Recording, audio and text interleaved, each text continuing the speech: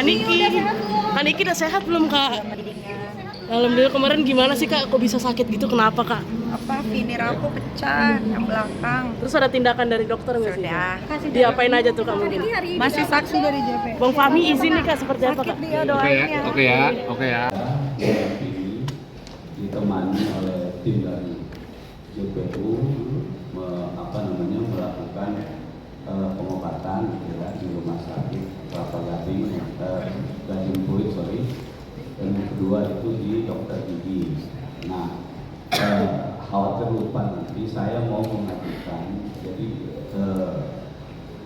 pengobatan lanjutan karena rekomendasi dari dokter gigi kemarin yang melakukan pengobatan terhadap terdakwa ini dibutuhkan tindakan cepat dalam waktu kurang lebih 10 hari terhitung sejak kemarin karena terdapat implan yang pecah, bahasa dari dokter itu krom pecah, sehingga kalau itu kemudian dibiarkan akan mengakibatkan infeksi itu bisa menyebar kemana-mana.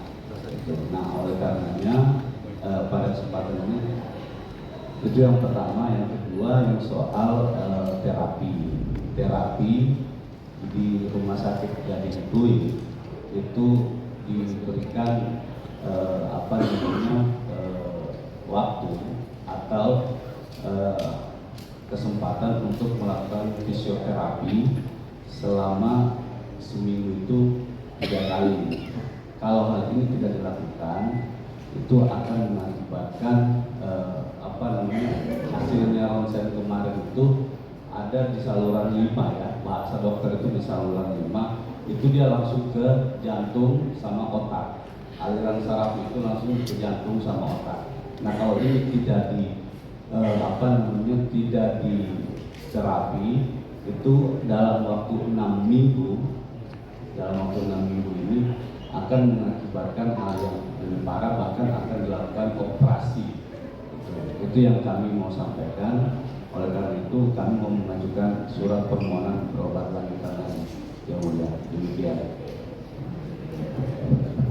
Sudah kita dengarkan ya dari apa yang disampaikan oleh penasihat hukum. Tentunya kembali ke formalitas ya, bahwa majelis akan memberikan izin manakala untuk formalitas surat-surat memang sudah disampaikan ya. Tentunya nanti koordinasi dengan jaksa, dokter Rutan juga, hasil dari pemeriksaan yang kemarin sudah kita izinkan, begitu ya. Jadi intinya seperti itu ya. Jadi selama belum ada permohonan dan dokumen-dokumen yang mendukung, kita belum bisa memberikan jawaban, begitu ya. Silakan secepatnya kalau memang itu beralasan, sangat beralasan ya. Karena kita juga berkepentingan agar terdakwa sehat, biar perkara ini cepat selesai, biar terdakwa juga secepatnya mendapatkan kepastian hukum, begitu ya. Cukup ya, begitu ya. Satu hal lagi ya, ini kami terima surat dari Kejaksaan Batu Bali terkait dengan masalah ini. Terdakwa kita ini diminta untuk menjadi saksi. Kami mau menyerahkan surat ini kepada Yang Mulia ini dari Kejaksaan.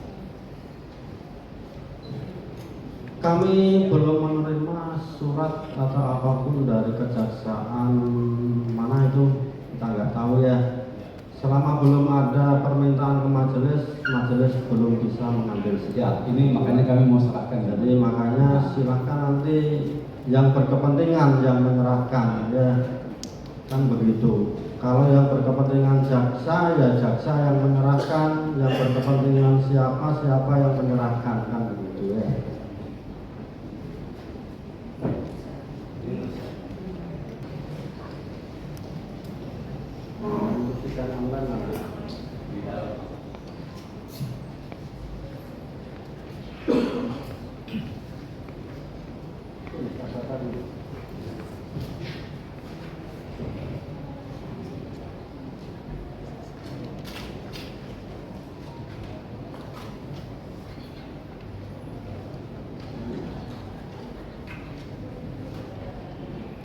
Bapak siapa namanya yang baju putih? Budi Kuswinoto yang mulia.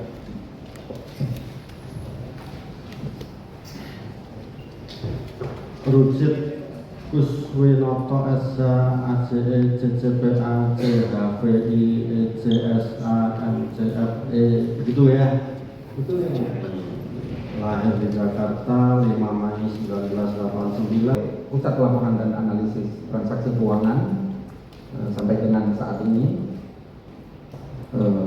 pernah menjabat sebagai Ketua Kelompok Advokasi, Ketua Kelompok Legislasi, Direktur Analisis Pemeriksaan 1, Kepala Biro Umum, dan sekarang Direktur Hukum dan Regulasi PPATK. Sekarang Direktur Hukum dan Regulasi Benar. di PPATK. Ya. Oke, saudara bisa jelaskan riwayat pendidikan saudara? Saya lulus S1 Sarjana Hukum di Universitas Trisakti Jakarta, S2 di Universitas Indonesia, dan baru memperoleh gelar S3 di Universitas Indonesia. Baru untuk jurusan apa S3-nya? Ilmu Hukum. Oke, saudara ahli, saudara ahli sebelumnya pernah memberikan keterangan di penyidikan? Pernah? Nah, pada saat itu saudara ada menandatanganinya? Iya. Berapa kali saudara diperiksa di penyidikan? 1 kali untuk 2 tersangka. 1 kali untuk 2 tersangka. Saya ingatkan tanggal 18 Maret Kalau tidak salah ya. tahun 2022. Nah, di dalam BAP ini, saudara sudah dijelaskan sama penyidik bahwa dari keterangan saksi-saksi dan keterangan tersangka sendiri semua dikompilasi dimasukkan ke dalam BAP ini. Apakah saudara sudah membacanya? Sudah. Oke. Berarti secara garis besar saudara sudah tahu inti dari perkara ini. Sudah tahu. Sudah tahu. Oke. Nah, saudara ahli, sebelum kita masuk ke sana, bisa saudara ahli jelaskan apa sih yang dimaksud dengan pasal 2 Undang-Undang TPPU? Baik, terima kasih penuntut umum.